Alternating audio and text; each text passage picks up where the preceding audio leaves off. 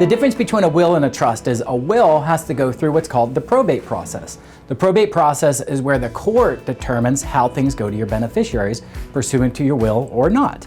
And so that process is something we usually try to avoid if possible. The reason why is because one, it's expensive. It can cost $5,000 or more to do a probate. It's also time consuming. Probates can take 10 to 12 months and require alerting creditors that there's money available to them and so forth. So if we can, we like to avoid a will, where a trust is private. A trust keeps everything private. Nothing goes through the court process. No one knows about your trust except for your beneficiaries after you pass away. While you're alive, your trust is kept safe by you. No one else will know about it.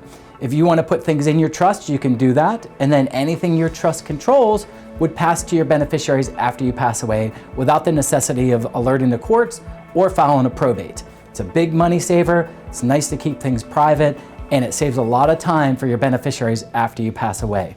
The biggest difference is the cost. A will costs a little less upfront, a trust costs more upfront. Where a will costs more after you pass away with the probate process and time, whereas the trust costs less after you pass away and takes a lot less time after you pass away.